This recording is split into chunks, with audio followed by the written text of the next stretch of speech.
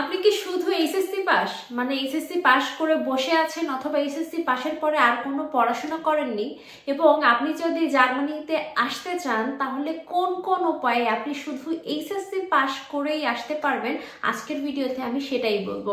যারা শুধুমাত্র HSC pass করেই জার্মানিতে মুভ করতে চান আজকের ভিডিওটা তারা একটু মনোযোগ দিয়ে শুনবেন। 3, 2, 1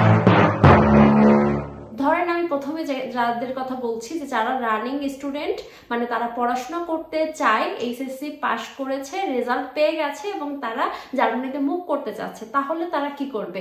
তাহলে তারা প্রথম অপশন হচ্ছে তারা যদি পড়াশোনা কন্টিনিউ করতে চায় সেক্ষেত্রে তারা হচ্ছে ব্যাচেলার প্রোগ্রামে আসতে পারবে, মানে ব্যাচেলার করতে আসতে পারবে। সেই ক্ষেত্রে করণীয় কি, ব্যাচেলার প্রোগ্রামে আসার জন্য আপনারা কিভাবে কি আসতে পারবেন সেটার কিন্তু ডিটেলস ভিডিও অলরেডি আমার চ্যানেলে আছে। তারপরেও একটুখানি বলে দিচ্ছি, আপনি বাংলাদেশের যে কোনো একটা ইউনিভার্সিটিতে জাস্ট 25% ক্রেডিট কমপ্লিট করে আপনি ক্রেডিট ট্রান্সফার করেই কিন্তু আপনি 25% ক্রেডিট যখন কমপ্লিট করবেন তখনই কিন্তু আপনি এই দেশে মুভ করতে পারবেন। তার আগে আপনি জাস্ট এইচএসসি পাস করে নিয়ে এখানে মুভ করতে পারবেন না।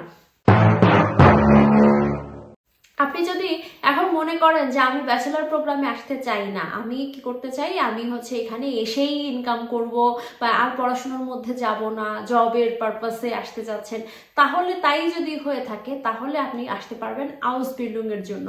এখন আউসবিল্ডিংটা কি? আউসবিল্ডিং এর কথা জার্মানির মোটামুটি সবাই জানে, সেটা হচ্ছে আমাদের দেশের যেমন ডিপ্লোমা, সেই ডিপ্লোমাকেই বলা হয় হচ্ছে আউসবিল্ডিং। এখন বলতে পারেন যে আউসবিল্ডিং তাহলে ডিপ্লোমা তাহলে জব ক্যাটাগরিতে কি করে গেল? জব ক্যাটাগরিতে এজন্যই গেল কারণ ওরা আপনাকে হাতে কলমে প্রশিক্ষণ দেওয়ার সাথে সাথে আপনাকে প্রত্যেক মাসে একটা নির্দিষ্ট অ্যামাউন্টের টাকা দিবে, যেটা দিয়ে আপনার থাকা খাওয়া এভরিথিং এ টু জেড ওইটা দিয়েই কভার হয়ে যাবে। এবং সব থেকে বড় কথা হচ্ছে ব্যাচেলার প্রোগ্রামে জার্মানিতে পড়তে আসার জন্য আপনাকে সার্টেন একটা অ্যামাউন্ট কিন্তু ব্যাংকে দেখাতে হবে, কিন্তু আপনি যদি আউসবিল্ডিং এর জন্য আসেন তাহলে কিন্তু আপনাকে কোনো টাকাই দেখাতে হয় না। তো এটা হচ্ছে যাদের ফাইন্যান্সিয়াল ক্রাইসিস থাকে বা যারা এই টাকা পয়সা ঝামেলার মধ্যে যেতে চায় না তাদের জন্য, বা পড়াশোনা আর কন্টিনিউ করবে না, জাস্ট আউসবিল্ডিং করে নিয়ে একটা সিকিউর লাইফ পেতে চাচ্ছে এবং প্রত্যেক মাসে একটা ভালো একটা অ্যামাউন্ট ইনকাম করতে চাচ্ছে, তাদের জন্য। তো এই দুইটা পথ আছে, সেটা হচ্ছে এই যে প্রথমে বললাম ব্যাচেলার প্রোগ্রামে আসা, আর দ্বিতীয় হচ্ছে আউসবিল্ডিং এর জন্য আসা। তো ব্যাচেলার প্রোগ্রামের জন্য কি কি রিকোয়ারমেন্ট তা তো বললাম, এখন আউসবিল্ডিং এর জন্য কি করতে হবে? আউসবিল্ডিং এর জন্য আপনাকে জাস্ট B1 কমপ্লিট করতে হবে, জার্মান ল্যাঙ্গুয়েজ শিখতে হবে। জার্মান ল্যাঙ্গুয়েজ ছাড়া আপনি এই যে আউসবিল্ডিং সেটার জন্য আসতে পারবেন না।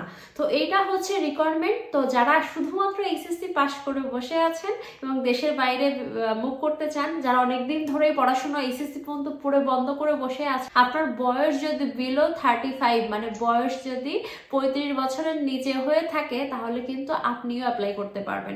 ধরেন আপনি 10 বছর আগে পড়াশোনা শেষ করে বসে আছেন আর পড়াশোনা করছেন না, কিন্তু এখন ওই 35 এর মানে 30-এর মধ্যে আর কি 18 বছর বয়সে আর কি পড়াশোনা বন্ধ করে দিচ্ছেন, এখন হচ্ছে আপনার 28 বছর বয়স, এখন আপনার মনে হয়েছে আমি দেশের বাইরে মুভ করব, তো আপনি হচ্ছে জার্মান ল্যাঙ্গুয়েজ 6-7 মাসের মধ্যে তো লাগবে আর কি আপনার B1 পর্যন্ত কমপ্লিট করতে, সেটা করে নিয়েই কিন্তু আপনি অ্যাপ্লাই করতে পারেন।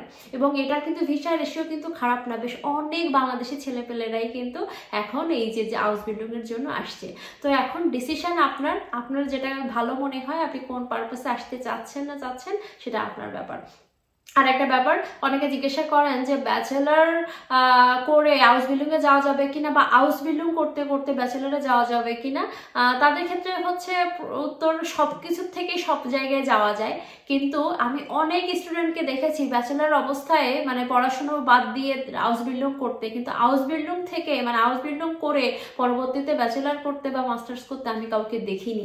তার কারণ হচ্ছে আউসবিল্ডিং এ আপনি যে পরিমাণে জব ফ্যাসিলিটিস পাবেন এবং আউসবিল্ডিং করার পরে ভাই কাউকে বসে থাকতে হয় না, এখানে হাতের কাজের অনেক মূল্য।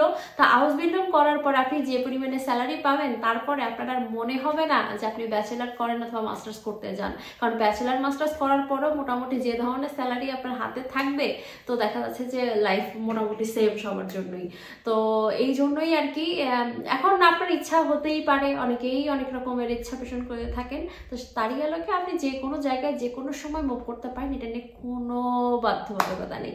তো এই ছিল আজকের ভিডিও, আশা করি ভিডিওটা আপনাদের কাজে লাগবে। আরও যদি কোনো কোশ্চেন থেকে থাকে অবশ্যই মেল করবেন অথবা কমেন্টে জানাবেন, আমি চেষ্টা করব আপনাদের যত ধরনের কোশ্চেন আছে সব কিছু ক্লিয়ার করার। সবাই ভালো থাকবেন, সুস্থ থাকবেন, টাটা।